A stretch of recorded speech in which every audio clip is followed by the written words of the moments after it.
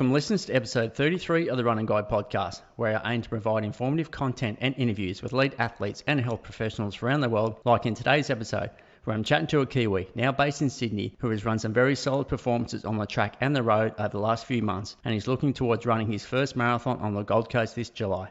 Welcome to the Run and Guide podcast, Sam Hopper. How you going, G'day, Hopper? Aston. Yeah, good, thanks, mate. Thanks for having me on. Yeah, no, I've been looking forward to it, mate. Seen you've been out for your Sunday long run. How'd that go? Yeah, no, it was good. Woke up. I actually was feeling quite run down this week, so I was surprised I didn't snooze my alarm like I have for the rest of the week. But got out reasonably early, just before 6, and got out for 2 hours 20 and did pretty much an hour 40, just like 4:04 pace, and then did a bit of a workout, like a long pyramid in the last 40 minutes. So feeling pretty good, actually. I've never had 3 gels in a long run, so I'm trying to like muck around with a bit of nutrition before the Gold Coast, and I feel pretty good actually at the end of it. Covered about 36k, so 100-mile week. That's what, that would be a solid week for you. So it's quite a big week at work as well. So I work in a running shoe store in Sydney called Pace Athletics. So it's a lot of standing around in retail. So it's not the best recovery, but it's certainly the best job I've ever had. And my bosses are pretty unreal with employing a bunch of athletes. So, I'm buying shoes is in good hands. So it's good fun. That's normal work hours, like Monday to Saturday? Tuesday to Saturday. Yeah, I have Sunday and Monday off. So awesome. And you sort of work your training around having that Monday off? Yeah, 100%. Yeah, especially on Sundays. I like to do my long run. Well, I could have slept in a bit, but I like to get it done when I know it's going to be a bit hotter, just a bit earlier. So and it's good having a day off afterwards. And you're with the run crew up there with Benny Saints' squad? Yeah. Benny Saints been looking after me for a couple of years now, which is good. Okay. So, got some solid results. Yeah. So your group run today was with some of the boys or on your own, or? Oh, I pretty much do all of my training alone, majorly because of my work hours. Rather than trying to tee up runs. So some of my Tuesday sessions I'll go to the athletics track with the crew, but trying to get to work on a Saturday morning when everyone does their other workout of the week, I generally just do solo sessions on a Friday just to get it done a bit earlier. And what part of Sydney are you in? I'm in Greenwich, so I'm actually very close to quite a well-known oval called Gore Hill Oval. So quite a few runners in Sydney do sessions up there. Is that the one that has that stone bridge up above it? No, not North Bridge, is it? No, that's I forget the name of that. Okay. But very close. Only a couple of K away from that. Tunks Park, that's it. Tunks Park. That's also a well-known park for people to do workouts at. And with the running stuff, working in the running store, is that a new position for you? Have you been involved in retail before? No, this is my first retail job. So when I first moved over to Australia, which was in about May, I was about 8th of May 2018. So I moved in and I was flatting with Benny Saint in Lavender Bay, just over by Luna Park, by the Harbour Bridge. Sure. And I actually went to the UTA, or the Ultra Trail Australia Taper Night, which was held at a brewery. And Ben was one of the guest speakers. They had like a Q&A panel. I think it was David Byrne and Lucy Bartholomew and a few other elite athletes that anyone signing up for the races could ask questions and have a beer and things like that. And Benny took me along there, and I was having a beer with these 2 guys that I later found out had a running shoe store. And at the time, I was pretty much just walking around the suburb where I moved into, just with my CVs or my resumes, trying to find work, because I just booked the flight across because Benny had messaged me. I was in contact doing run crew programs by correspondence, and he's like, wow, our flatmates moved out. So I ended up over here living with a dual Olympian, which was pretty awesome. And I ended up having a beer with these 2 guys that own a store, and the next day went in for an interview and started working at Pace Athletic, and I've been there pretty much ever since. Unreal. All right, well, let's go back. So what were you doing over in New Zealand as far as your running?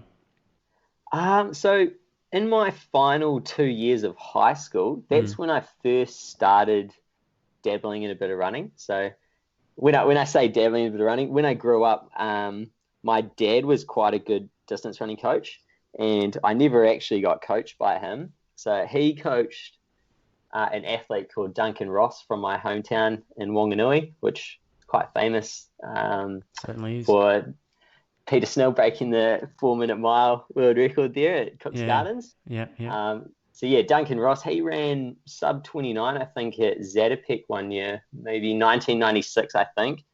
So he was like top 10 placing there. So yeah, Dad was a pretty good running coach, but I was playing soccer and rugby and softball and all the usual sports that you play as a young fella. Mm. And then unfortunately my dad passed away when I was 16 from cancer, and I think I kind of got into running as a way to remember him. Sure. And Okay. yeah, and then I started running on the school track team as a steeplechaser, and I just had this like fascination with doing steeplechase. And a boy that had been coached by my dad had just returned from uni, and he was doing I think it was like his placement for dentistry in Wanganui, and he hit me up and said, "Hey mate, didn't go for a run?" And I was like, "Oh yeah," kind of like not very motivated, and I ended up meeting up for a run with him, and then he's like, "Oh, I reckon you could do all right at steeplechase." And his name is Gareth Bennick, and he was actually a New Zealand junior rep for steeplechase. I think he raced in Australia as at a few Australian champs for like New Zealand. And yeah, he ended up coaching me for a couple of years while I was at school, just in my final 2 years. And I went to secondary school nationals, did steeplechase, did a couple of cross country nationals, and I was always like a bit of a battler. I was near like the second half of the field, like I was near 100th place, and never really did very well in any of the secondary school champs. But I loved the sport, and I loved getting out, and I admired like seeing all the top guys at school. Like I was running a lot with like Geordie Beamish in Wanganui, who's now running for the On running team, and Matt Baxter would run against our school in just local races. So now it's pretty cool to like know that some of those guys went on to NCAA champ like titles and then professional teams. So it's cool. It's I wouldn't say motivating, because I know I'm realistic with my talent level. They'll never get to like an elite level, but maybe even some sub-elite times would be cool. And even those guys might look back and be like, "Oh, Hopper, you've got like an all right time, better than when you're running at school." So, yeah. And That's then I went to fantastic. university in Dunedin, so in the South Island, at Otago University, and jogged a bit down there. I never really did any programs or set coaching or anything, so I was just jumping in the odd half marathon. Did my first half marathon in Dunedin, and then went to Christchurch and ran another one not too late after that one. So I was there for 4 years, and What then did you study at university? Physical education. So Okay. Yep. I think from what I've gathered, it's the equivalent of like a exercise science or exercise physiology degree in Australia. Yeah. Right. So I can't actually teach, even though it's called physical education. Yeah. Right. But then, I didn't do any further study after that. I moved to Queenstown for 2 summers doing some seasonal work as a hiking guide, which was actually, this is where my eventual interest in moving to Australia occurred. So I was doing this hiking job on the Routeburn and the Milford tracks for a company called Ultimate Hikes, and it was so much fun. So we'd stay in Queenstown on our days off, and then we'd be out on the track for anywhere from 3 days, 5 days, 9 days, and you're just pretty much hiking with people that have always wanted to do these trips, potentially not able to do it by themselves, and they're just like excited to be there. And it's only 6 months, so you bank up heaps of savings doing this awesome job, and then you've got 6 months in between seasons that you can either do like a winter season, or as in like a lifty or something. Lifty or ski instructing, which a lot of people stick around and do. But I went traveling for a bit and then went back for a second season. And I actually went, I got off track one day, and went to the local sort of outdoors store, and I think I was just buying something like a buff, like for my head, just because I'd lost mine on one of the trips. And I saw that they had this sign up for this running race the next day, and I'd never ever done a trail race before. And it was this, I think it's called the Shot Over Moonlight half marathon or marathon, and it's quite a well-known trail race in New Zealand from what I've gathered. And I was like, oh, I've got the day off tomorrow. Might as well sign up for this half marathon. I think I can probably cover 20K all right, or 21K. And I signed up, went out to this race. Can't remember what the name of the lake's called, where it was. Anyway, ended up coming second in this race, and I just pipped my boss, one of the hiking bosses, who came third. And the guy in first was Mile Backhausen. I think it's, hey, forgive me if I've mispronounced his name, but he's a Solomon runner, I believe. And I remember talking to him afterwards, and I think Lucy Bartholomew had just won the women's marathon, which is pretty awesome. Like the course goes along all these ridges and things, so yeah, it was pretty cool. But I was talking to him afterwards, and I said, mate, how do I like move to Australia and get into running a bit more? Like, I'm enjoying the hiking, but I'm getting so unfit, like running once a week, or once a fortnight. So what year is this now that we're talking? This must have been 2017. Yeah, the year before I actually moved over. Yep. And I don't know why, but I just had this, I knew deep down that I could give running a better nudge than what I had in the past at school and uni. So, and I wanted to see what sort of times I could eventually do. So he pretty much said, mate, I've got some friends in Tasmania that have a running store, and they do like run guided trips over like overland track and things like that. So he gave me their contact, and being like a pretty typical uni student, being pretty lazy with contacting people, I just forgot about it. And I had left the hiking job, and in between seasons I signed up for Run Crew, and I was getting coached by those guys. And eventually I was talking to Benny and said, hey mate, I'm pretty keen to move to Australia, so if you ever hear of any like jobs going or anything. And then literally like it's probably like 6 months later, he messaged me out of the blue and he said, oh, hey Hopper, like I remember you mentioning you wanted to move to Australia. Our flatmates just moved out, so are you keen to fill a room? And I was like, I'll be there in May, which was like a couple months later. So I'd actually booked a flight to Melbourne just to see my friends from uni. So I went and saw them for a week, and then a week later I was living in Sydney. So that's pretty much the long-winded version of how I ended up in Sydney. So you moved to Sydney, obviously hanging out with Benny and getting that job at the store. When did you start?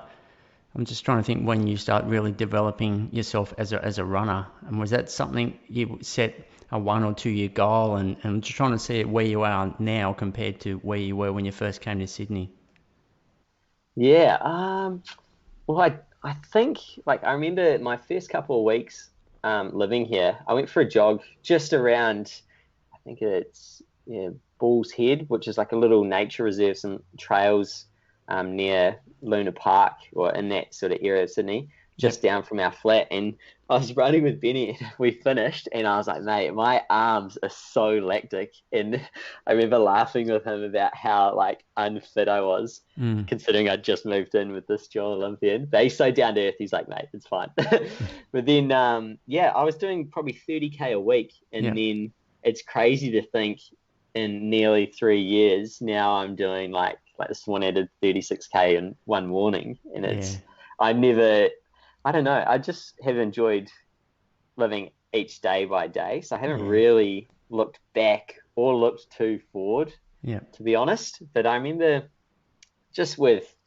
Pace Athletic, the running store, I'd just go and do like fun Friday morning runs with a couple of the managers and my mates that work there, just around the Manly Dam loop, and just like got around all the fun runs that they do the run clubs that they have, and was just enjoying it. And I think I wasn't actually doing any Run Crew sessions for the first year. I was just trying to I was kind of embarrassed with how unfit I was, to be honest.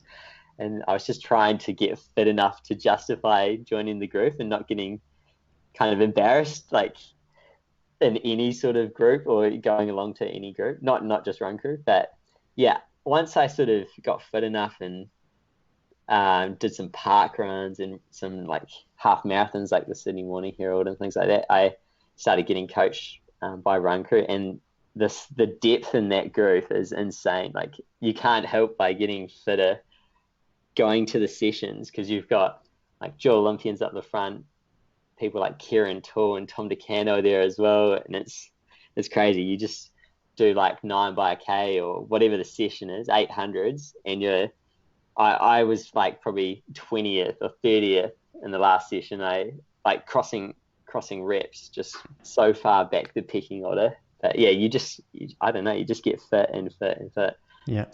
So what sort of times were you doing in those half marathons, when you like call it the Sydney Morning Half Marathon or whatever it was, or the park runs, just to get an idea?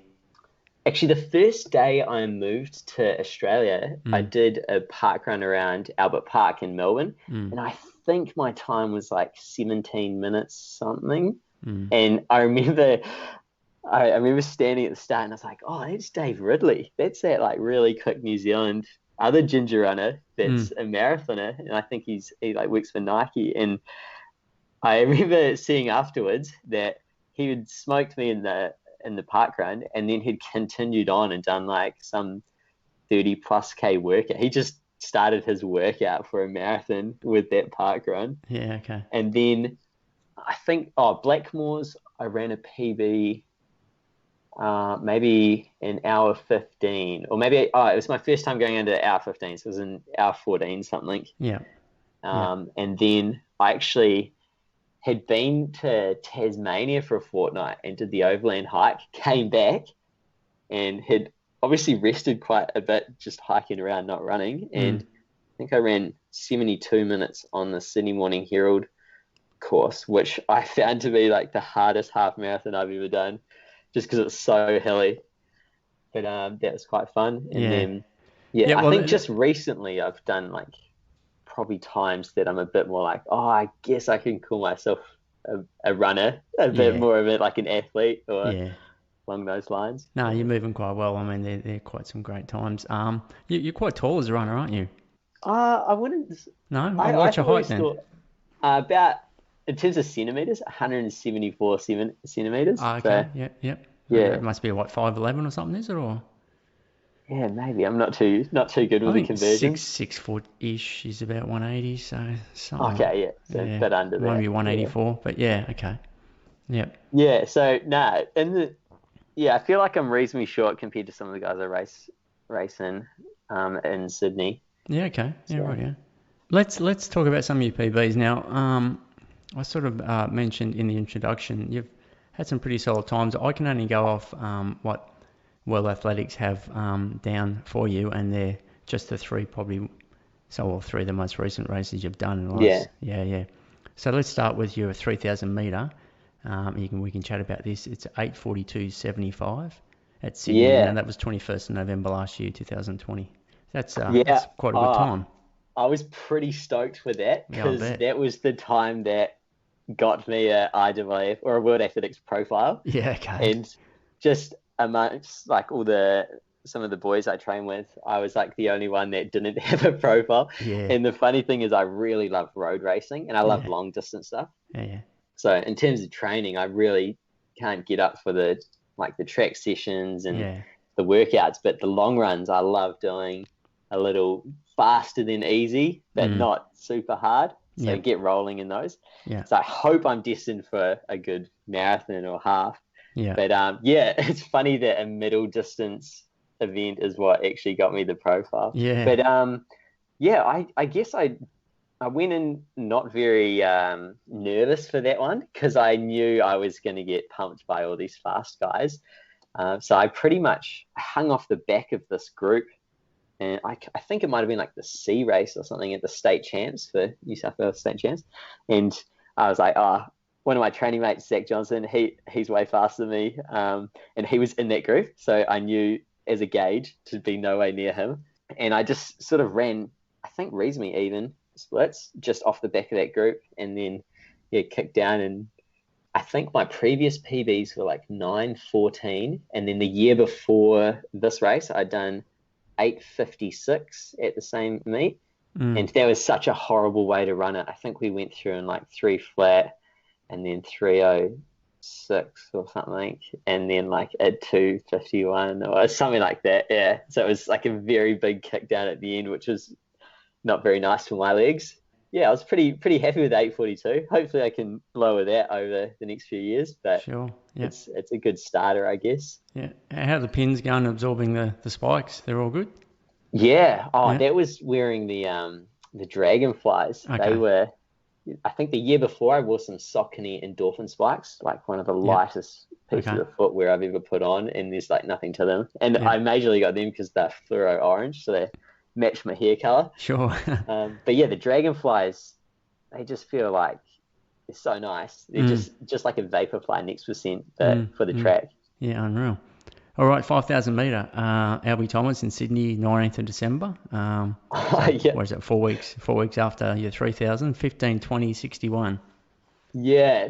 That's actually a really funny story about that one. So a week earlier, so 6 days earlier, I'd just been to Launceston, and I just ran a half marathon PB on that race, and I was out having a beer afterwards, and I saw that entries were going to close on the Monday for Albie Thomas, and I thought, I better, just before I forget, I'll enter the 5K just to do one last race while we've got races in 2020. And I entered, I think, the community race, because I thought there was just the Inside Running podcast and then the community race, and I was thinking I'm definitely not, like, I'm not sub 15, so I can't actually enter that one. But then enough people, I think, pulled out because of the Northern Beaches COVID cluster. Yep. So I entered and got put up into that Inside Running podcast race, and turned up on the day, and it's my luck. I've had such bad results over the 5K distance on that track in Bankstown, so it's always a thunderstorm when I race there. And I turn up, I'm warming up with Matt Cox, who's one of my training mates at Run Crew, and Aidan Hobbs. He was on the start line as well, I think from Queensland. And there's literally just 3 of us standing there. And I was thinking, oh no, this is going to be so embarrassing. But again, I was kind of like, I'm pretty shattered from this half, which I didn't really give enough credit how much a road half marathon can take out of you. But I knew my PB was so weak in the 5K that I should be able to run a PB. And I was like, just go out reasonably easy and you should be able to just evenly tick away. But then I went through way too quick with those guys, and then blew up pretty bad, which was expected if I was going to try and hang on to the likes of Aidan Hobbs and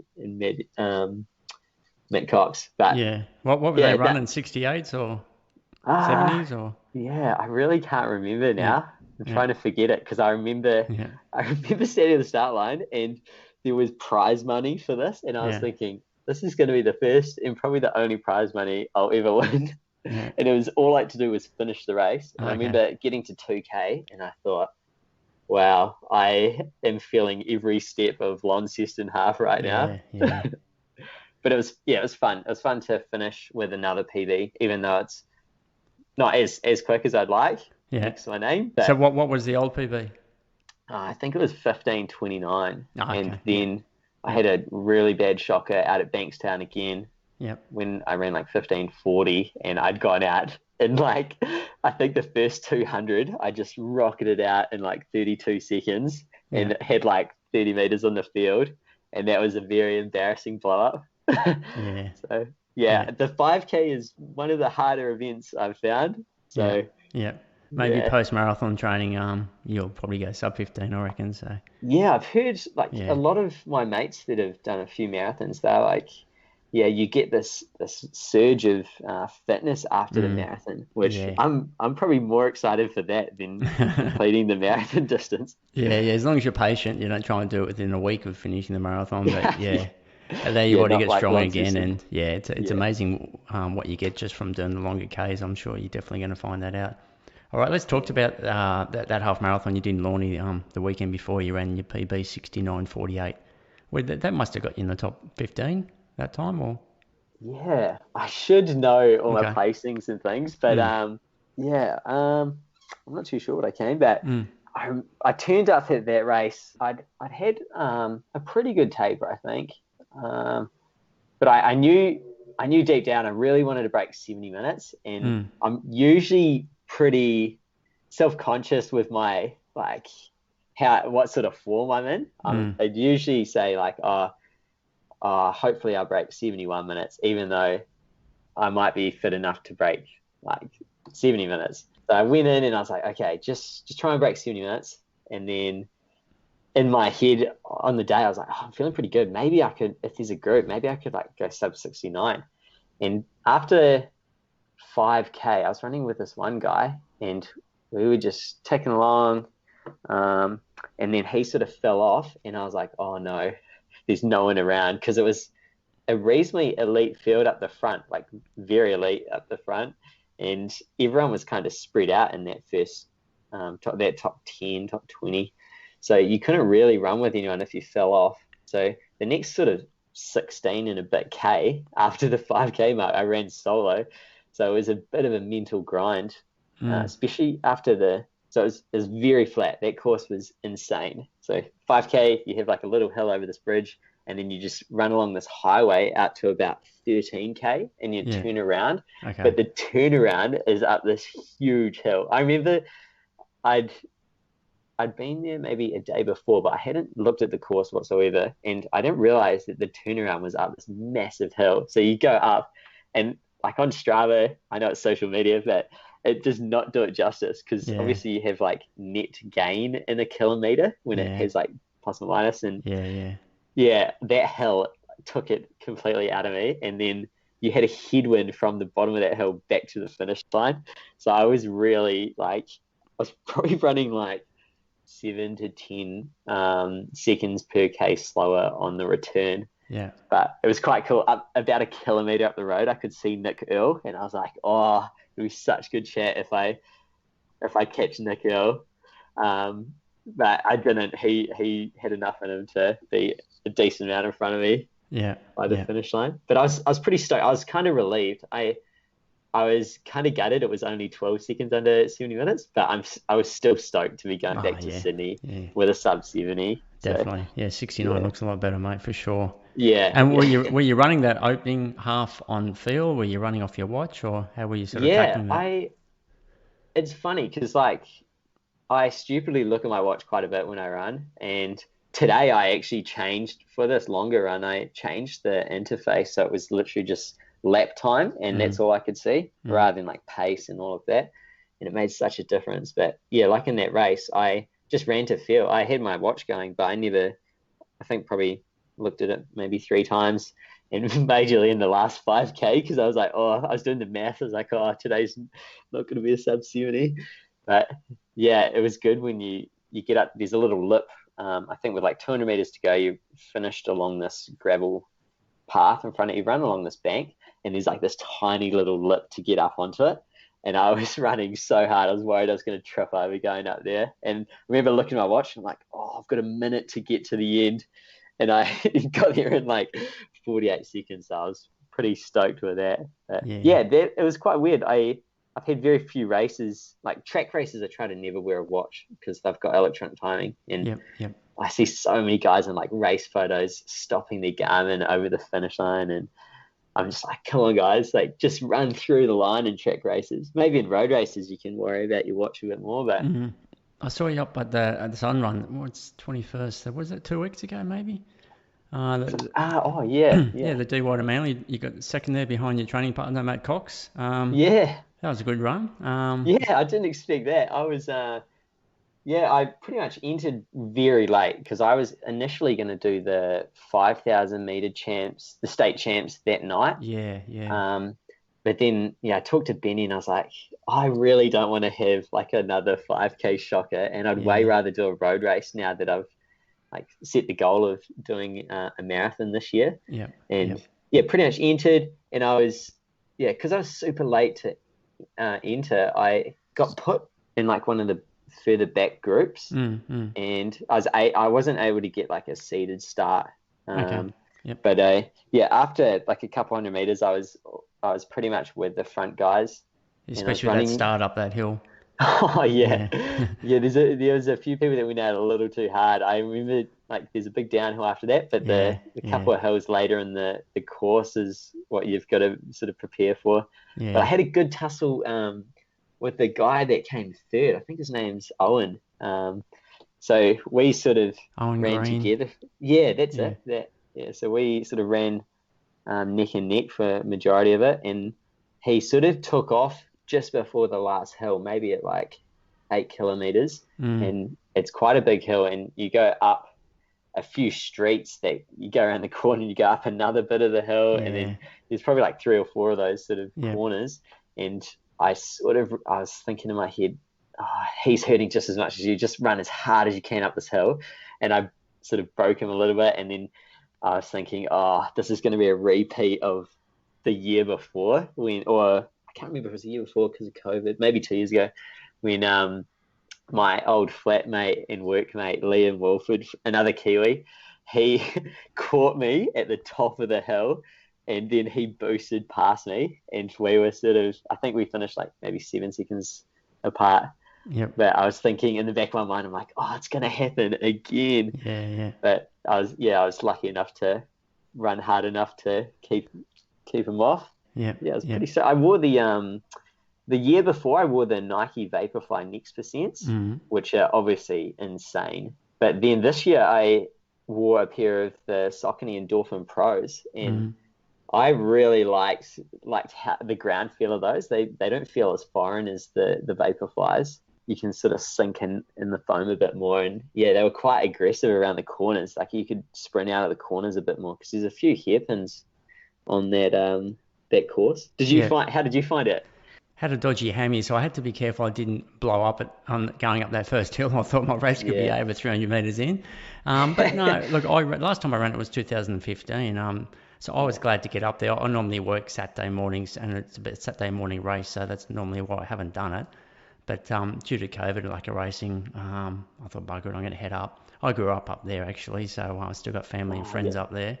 So I thought, a good weekend because I haven't been up there since October, especially with the Northern Beaches shut down. Yeah, Um, yeah. so yeah, I thought I'll head up there and do the run, and yeah, it was a good run. I mean, considering a couple of weeks before it was shut down, it was fantastic that they actually got the race up and going.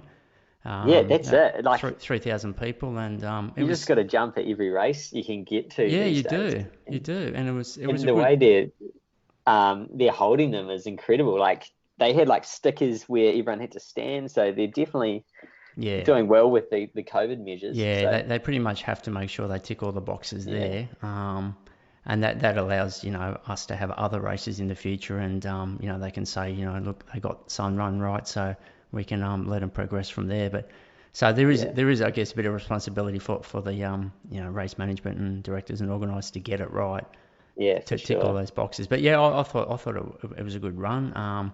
We've actually had a lot of humidity here in Canberra, so normally when I go back home and race is like, geez, it's humid. Yeah, So luckily, I mean, it was a humid morning, but yeah, I've sort of been acclimatised to it because of the humidity we've had in Canberra, which I love the humidity, but it makes it a bit tougher on race day, doesn't it? yeah, for There's a sure. slight nor'easter blowing, which worked in our favour rather than southerly, because there's a Yeah, couple of sections there would have been a bit nasty. But yeah, that yeah, roller coaster section through Harbour Shops took it out of me. I lost 30 seconds on that K, and I never got it back. And yeah. that final stretch, I was just looking for the finish line. I'm looking for that arch across the road. I thought, where is it? Because Oh, that final mile, it I just took was forever. thinking, I thought, you're kidding yeah, me. Because I thought once I went over the bridge and past Queenscliff Surf Club, maybe 500 or 600 metres, and I looked down at my watch yeah. and I thought, oh no, I've still got a mile to go. Yeah, Yeah, it's yeah, I quite like it though. Like I wouldn't change it yeah. because it really like if it was a close race, it would really show who wants it Oh, more. for Because sure. I really considered just stepping. I've never pulled out of a race, but I Yeah. was considering it. I was like, oh, if he passes me, if Owen passes me, like good on him. Yeah, yeah, I don't yeah. have it in me today. Yeah. I was a bit like that. I heard some guy. I got him at the top of those hills you were talking about, and I heard him coming for me down that finishing straight, and I thought he can have it because I just can't respond. You know, and give him a pat on the back, well done, mate, because I was just like, you're gone, you're gone. You know what I mean? So, Yeah, it yeah, goes through every runner's mind. yeah, for sure. All right, so you're talking about the marathon, the goal. Did you mention about a half as well before that, or? Yeah, I've actually never been to Canberra, so Oh, I was okay. thinking over the next couple of weekends I might shoot down and do like a couple of long runs on the Sunday. So I Yeah, might actually be in touch for a run. But yeah, yeah, I think I might jump in the Canberra half. I should sure. probably enter that very soon, just Mm. as like a tune-up race. And Yep, yep, uh, yep. yeah, I don't know. I haven't really looked at any other races leading up to Gold Coast, but Yeah. Well, I mean, I, whether you venture down for it, but we have a half marathon here on March, must be 14. okay. 4 weeks before Canberra Marathon, so a lot of us use that as a good hit out for the marathon. Um, Yeah, okay. but Could be a good one to do as well. Yeah. yeah, Western Creek Half Marathon. Quick Google, you'll find it. But yeah, that's a good one. Yeah, so the half at Canberra.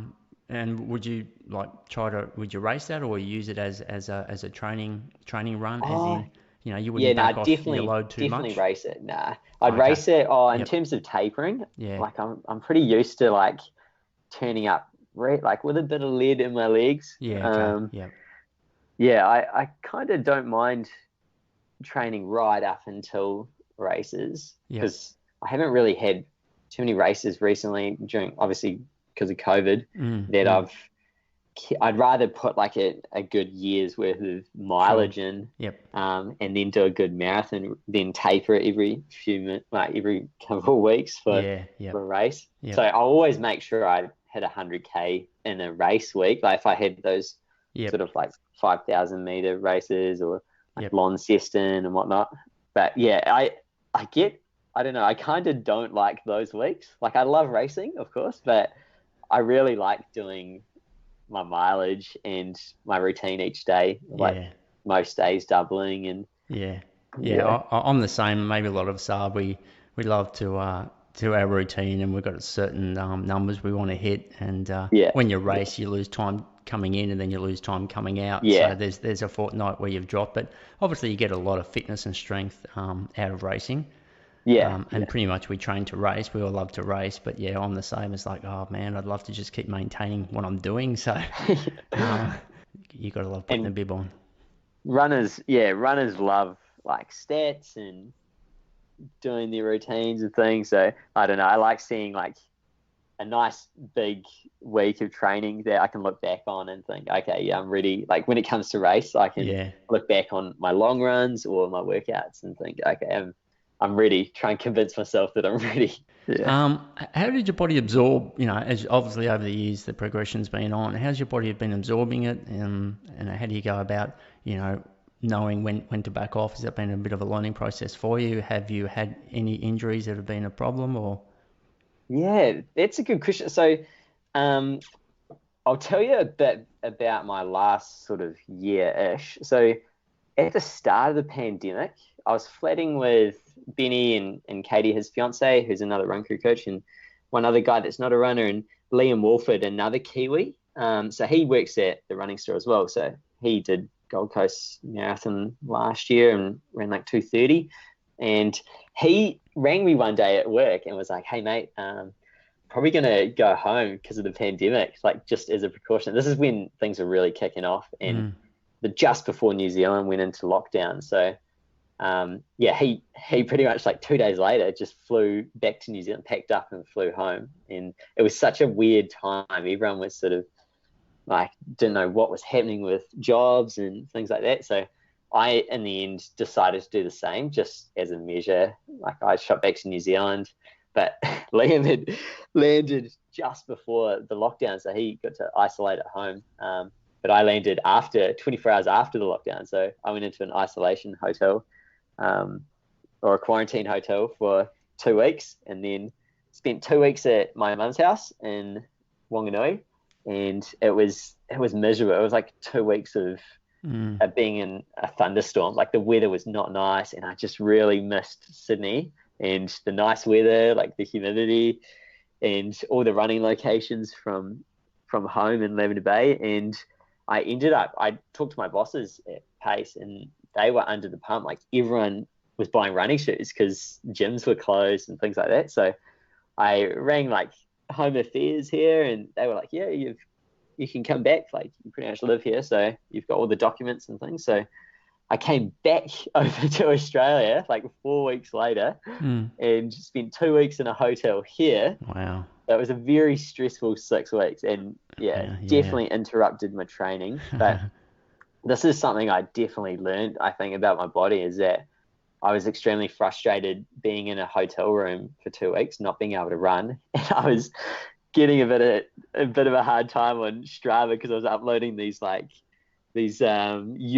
like Pilates workouts and things like that, just trying to stay sane in the room. But I think it was a blessing in disguise, because leading up to that, I was doing a few 100-mile weeks and absorbing them fine. And then, I took 2 weeks completely off running. And then I think it was like I got out on like a Saturday morning at like 1 a.m. or whatever it was, went for a 10K jog that day. And then on the Sunday did another 10K jog.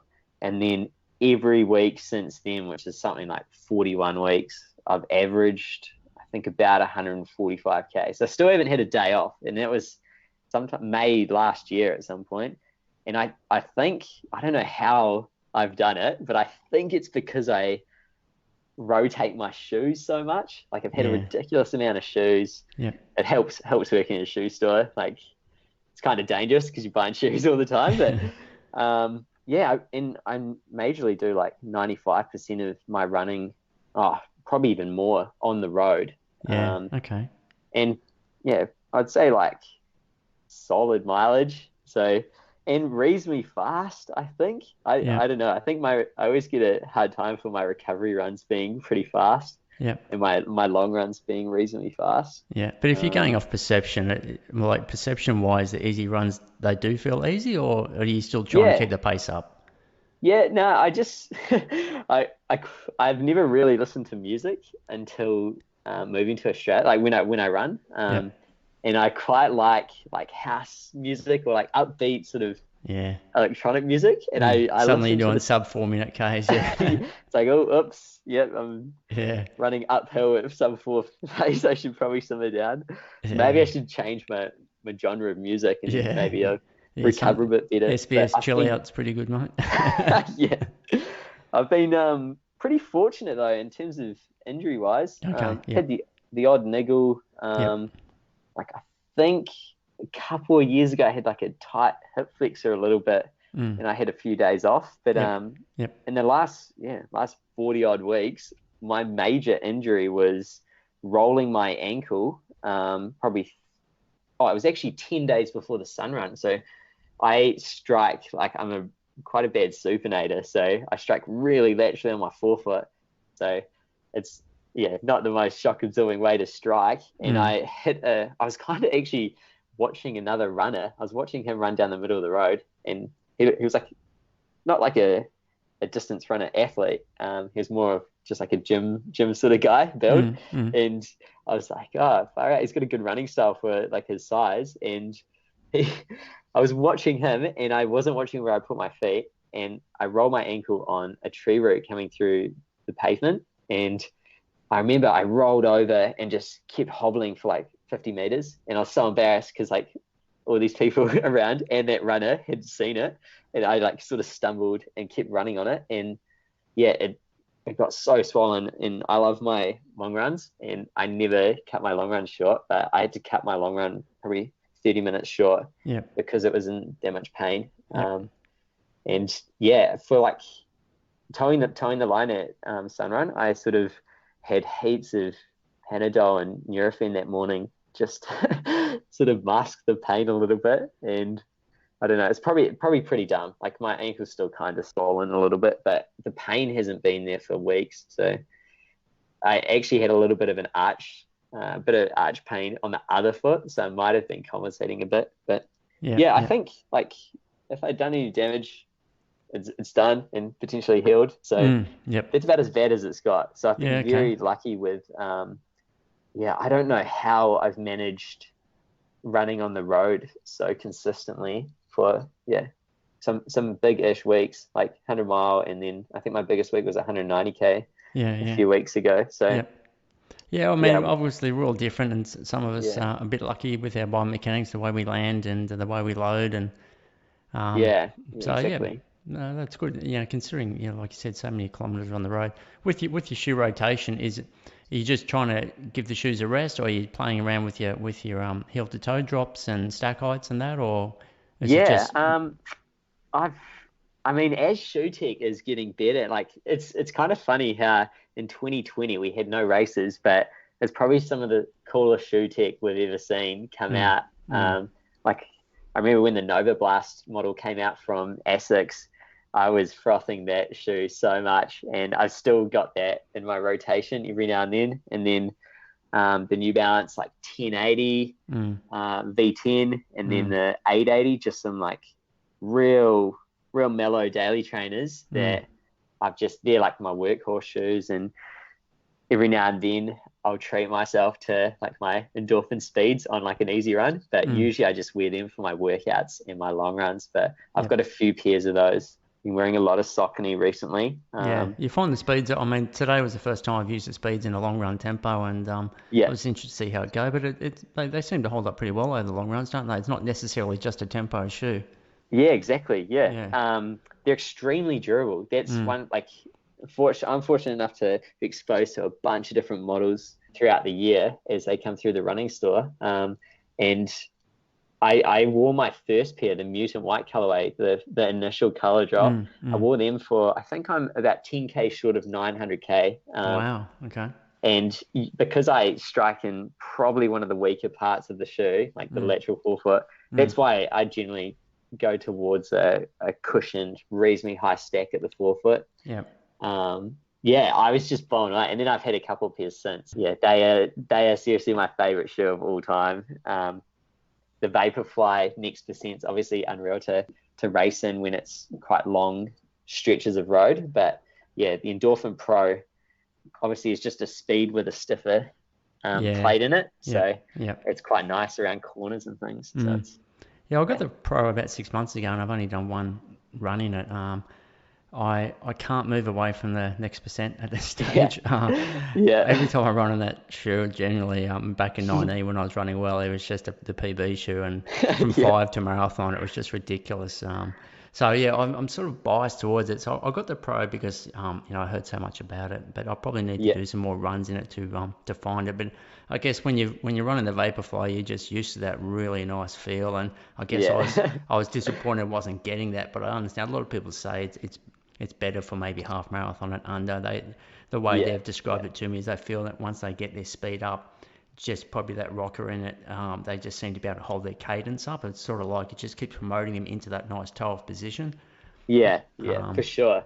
It's funny how I don't even know if Saucony would have predicted that effectively their tempo workout shoe was going to be so much more popular than their plated version. And it's very similar to the Brooks range, like with the version 1 of the Hyperion Elite, when the foam came out in the Hyperion Tempo, and that was a better foam than they had in the Elite.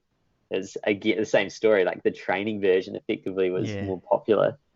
So, and we're seeing that with Nike as well. Like the Alpha Fly is obviously all of the unreal tech that Nike has all in one shoe, but I think the insane feel that you're describing in the Vaporfly Next Percent is kind of lost with the high stack in the Alpha Fly. So it's interesting to see a bunch of elites. Like a lot of the East African guys are still gravitating towards the Next Percent. Exactly right. As their race day shoe, No, a lot of them going. They're still running those green and pink ones. So no one wants to move on to them. And I think, once you crank up the Ks on them, you can still use them as a training shoe. I don't know if you should run in them all the time. I love the feel of, putting it on race morning and just getting that, here we go type feel. So if you're training in it all the time, you'd probably lose that perception. But, the special effect. Exactly. We'll move on off shoes, but just one more thing I'd like to say is, the best thing about Nike bringing in that 4%, that next percent, and this technology in these in this foam midsoles and that is it just really got all the other shoe makers, a kick up the butt to catch up, because like you said, I'm just excited as you are, and probably everyone else, about the shoes that are hitting the market at the moment, and it's more than just hype. And we can feel how they perform. And more so with these rubbers, especially with the Vaporflies, how easy your legs pull up. Like the City to Surf last 2K, you destroy your legs on the downhill. Normally I don't walk for a week.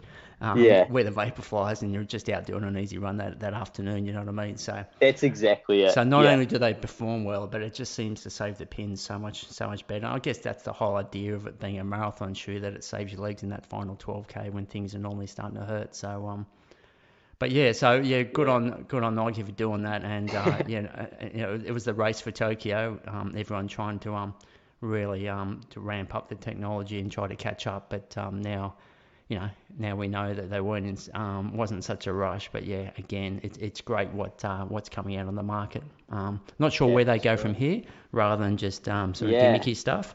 But I think we might see, hopefully, with the athletics track regulations, with their, I think it's 25 millimeter heel stack height. Yep. I might be wrong there, but I think we'll probably see a resurgence of low stack models with the super foams in them. So like your Nike Streaks or your Type A's from Saucony, but just with the super foams. Yeah. I love the Type A. It's still in my rotation. It was my race shoe before the new one came along, and I just, every time I look around the start line, I thought, why am I the only one wearing these? Does no one know how good this shoe is? But I think you do feel the road, so I think it depends on how you land. You got to be pretty light on your feet to wear them, but okay, let's talk about your marathon prep, mate. So off to the Goldie. Obviously, you've ran, in my research there, I've seen you've ran a couple of halves up there.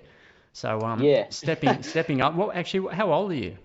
I'm 26. 26, right? Yeah. Yep. A young puppy, mate. So so the reason for stepping up to the marathon is just that you feel you're ready to move on.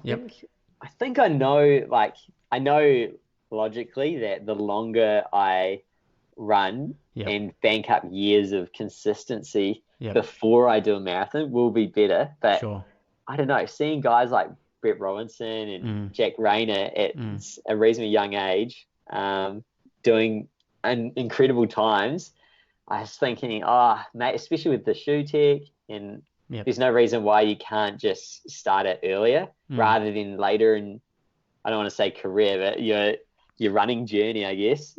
Rather than just starting your marathon after your road, shorter distances and your track stuff. I was thinking, I don't really enjoy being so far back in the track stuff, but I love like getting out really early in the morning, training and doing like reasonable mileage for the marathon. So why not?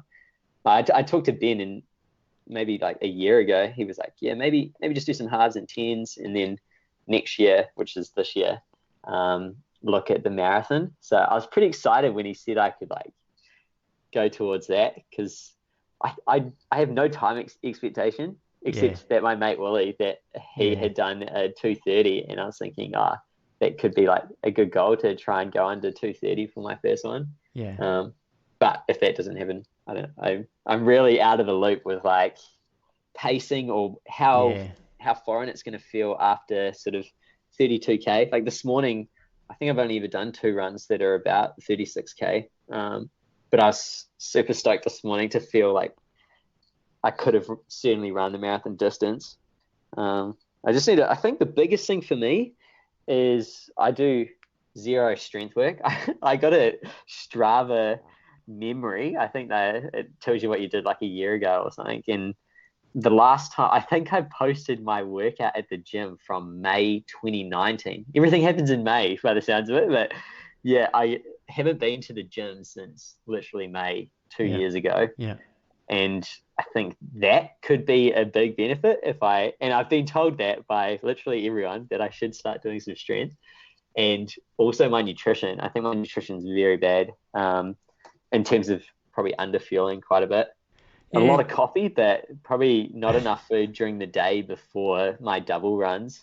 Oh, okay. Yeah. Yeah, I think that's the big thing. Yeah. Yeah. I mean, I guess that's what's exciting is you're going down a new pathway there, and there's going to be a Yeah, lot to learn, and you may get it right your first time, you may not, but that's what it's all about, and more than likely you've got plenty of marathons ahead of you. So yeah, like I said, it's a yeah. learning process, that's for sure. And No, if you it's go definitely into it good. with that relaxed approach, it's like some first one, I'm going to go out there and just see Yeah. what happens. That's not a bad idea.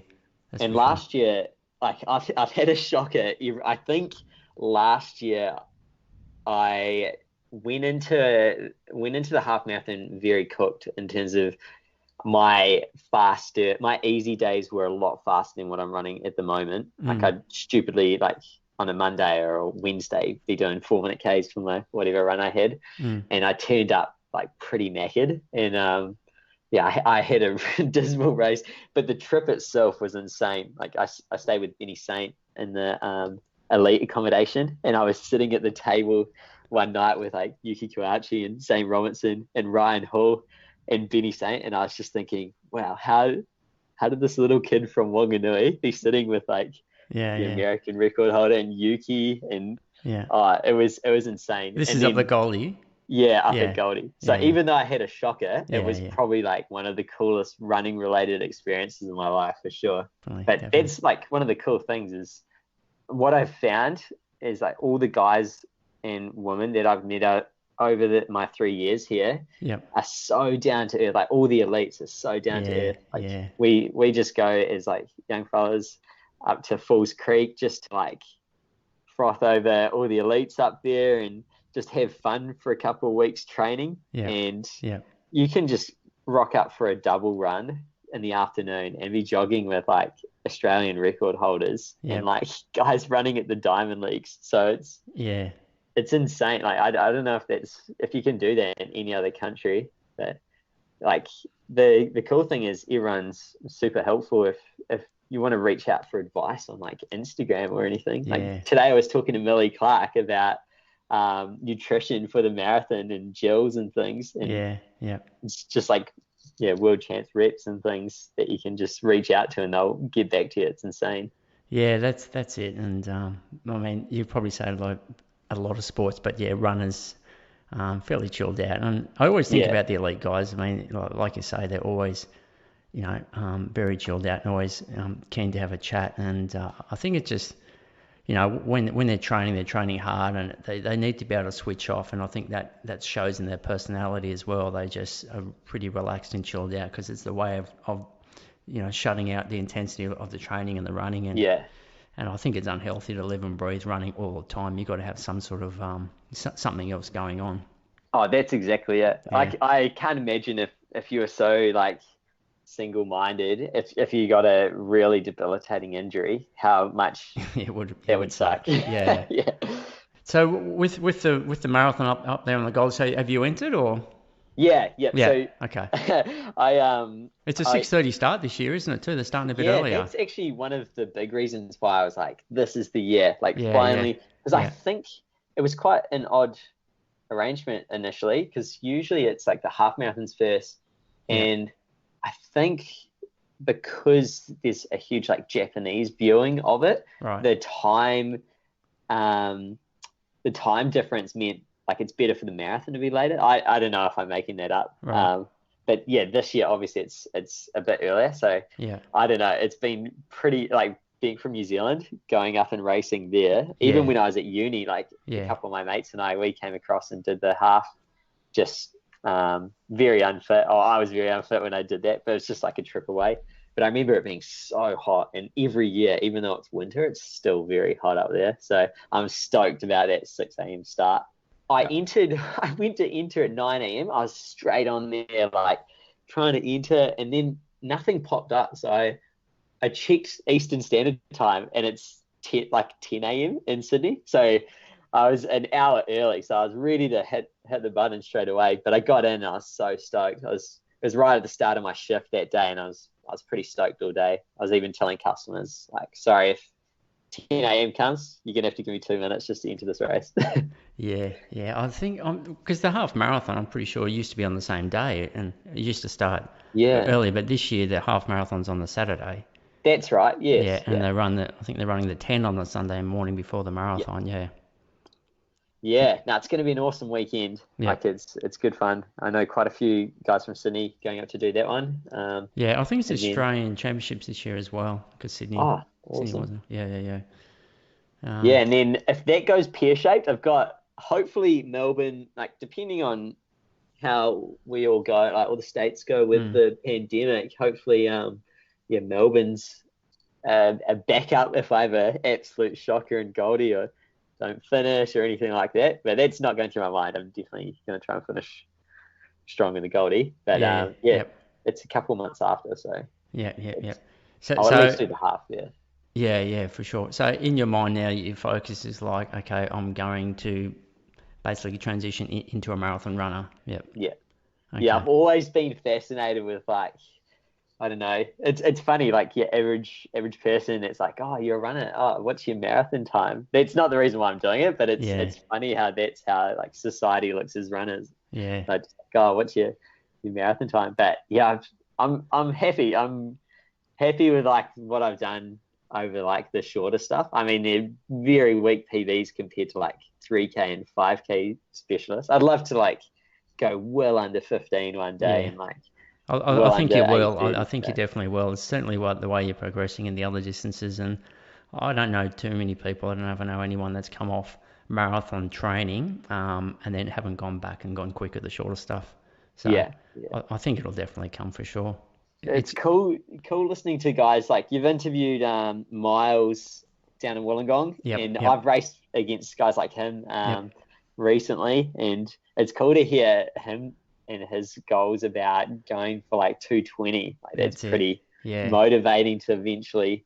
I'd love in my lifetime to go like near 220 or under 220 just. yeah, That would yeah. be unreal.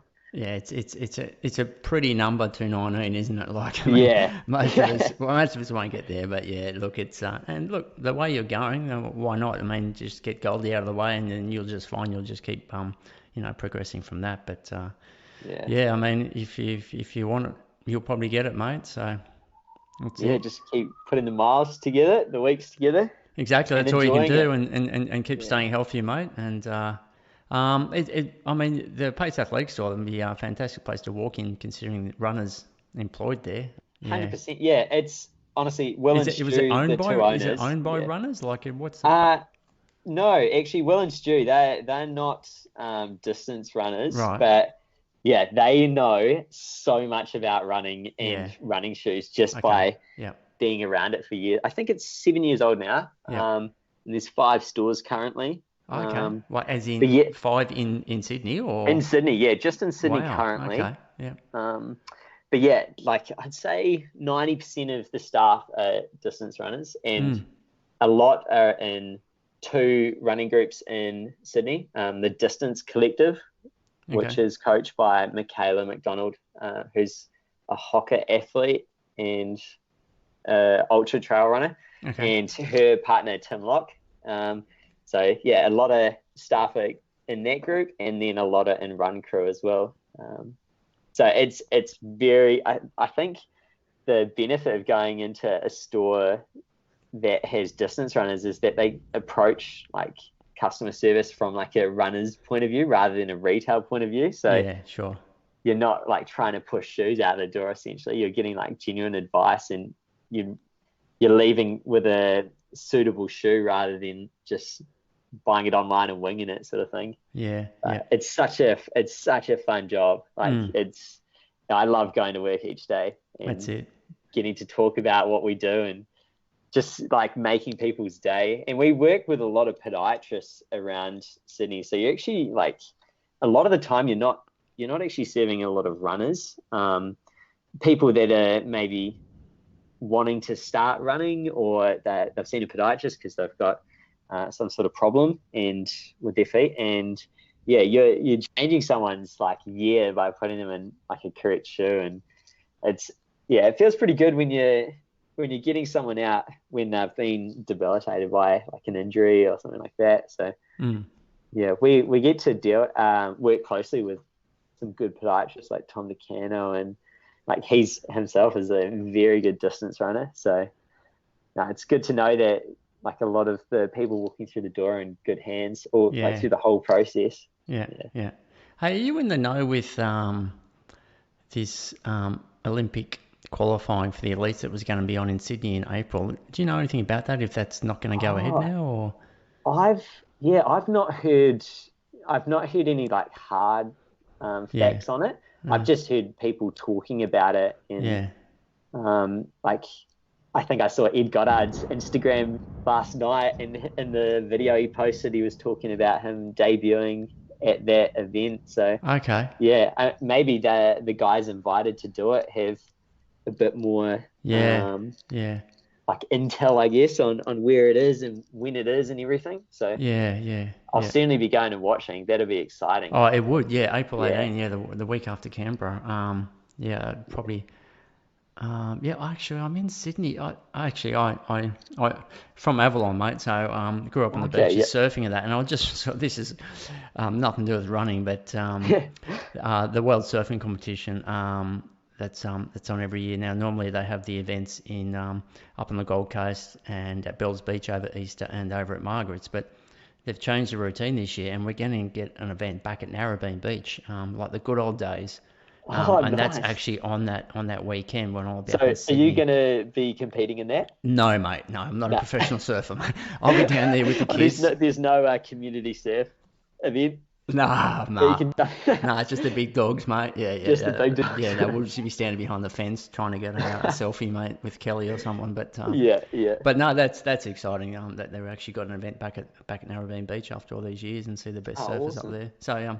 So that'd be good. But no, I was just thinking, why did I bring that up? That's right, because I saw Liam Adams had a post, and it's I might be way off here, but he said something that he's been doing some huge training, as he Oh does, my gets himself gosh, fit, yeah. and there was His mileage is it's insane. huge. It was like mid 200s, and Yeah. but there was a comment there. I probably should have sent him a message. But anyway, he won't mind me talking about this. Is that he said he was preparing for a marathon in April, hoping to improve on Oh, his spot, even though he's got the top spot, but just still hoping to improve on it. But it's been cancelled. So I thought, oh, geez, what would have been on in April besides that qualifier that Liam would have been thinking of doing? So that's why I just thought I'd ask you in case yeah. you'd heard something, but it may be nothing to do with Yeah, I'm a that. little out of the loop on that, Yeah, yeah, unfortunately. yeah, yeah, What's the is it Lake Biwa that's been cancelled in Japan? Maybe that's one that I don't know what month of yeah. the year that is. Normally BY is early February. Oh, okay. Yeah, it, Yeah, it I may it think may have been. it's I didn't think he. I don't know. Would you go to yeah, Japan and do a marathon?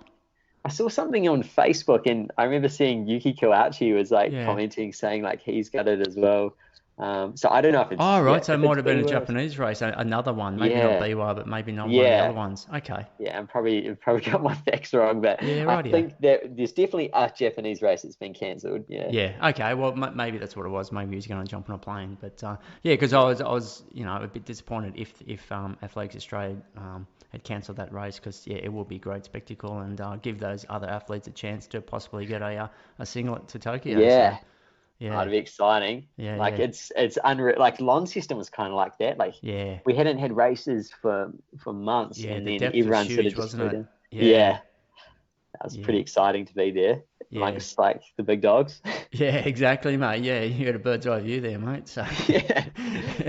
they're taking your camera photos as you're coming back the other way. Yeah. Uh, Yeah. No, that'd be good. I was guessing where would they do it? I'm thinking maybe they do a loop course around, up there around Centennial Park or something like that would make sense, yeah. wouldn't it? But Yeah, that's pretty flat. Or like we often have races out at the Olympic Park. Like yeah, there's yeah. the 10K I guess it's where they can control it and they'll have. Mm, shutting roads and things as well that you've got a bit of admin there. So But it's not far away, so hopefully they'll make something public soon. yeah, I guess they want to really make sure it's all going to go ahead and make some announcements. I'm sure there's some guys out there who know more about it than us. yeah, yeah. But I'd yeah. say definitely. All right, Sam. Look, thanks so much, mate. Yeah, Appreciate giving you time, mate. You're probably thanks due very for a much. nano's nap like me. I know, 26-year-old. You'd probably out playing, 18 holes of golf this arvo, if you weren't talking to me. Nah, actually, I might have a snooze after this morning, or I might have second lunch. Yeah, yeah, yeah, Just swap it exactly. Yeah, in. I'm getting the stomach grumbles myself, actually. I just focus on hydrating after those long runs. It's just like get the fluids in. Otherwise, I just feel like garbage if I don't hydrate after them. Yeah, I just snack on, I just sip on Hydrolyte just Yeah, okay. casually when I'm Yeah, at work and just to stay hydrated. I just find like that's the biggest adaptation I've had to make is staying hydrated compared to being in Dunedin, where it was pretty much the 8 months of each uni year we were in a puffer vest or a puffer jacket and even sleeping in our puffer jacket. And yeah, now it's just like you're sweating perpetually up here. yeah, So yeah. It's good yeah, though. It's there are yeah, some benefits you you get get the out of heat it. gains over summer Yeah, for sure. yeah, no, definitely. I mean, like I said, I love it. Running marathons in it's a bit tougher, but yeah, Yeah. I love the sweat dripping off. It's great, mate. All the best. I hope it continues the way it's been going, mate. And Yeah, thanks very much. if you come down here, I've got some army boots I can lend you, and I'll put my Vaporflies on, and we'll go for a run, mate. Go for a Sunday long run. Exactly, mate. But yeah, I'll make sure I weigh you down, mate. Yeah, look, I'll continue following along. You mind if I just whack some social links over there in the description below? Maybe Yeah, of over to course, the mate. gram Yeah, and to Strava and that. yeah, for sure. Sweet. Thanks very much, Essen, for asking me on, even though my PVs aren't as It elite as doesn't some of matter, the mate. past. This podcast ain't rated on how fast you are, mate. So it's all good, Oh, Hopper. that's good. It was a Thanks, great mate. chat. Take it easy. All right, mate. Thanks, mate.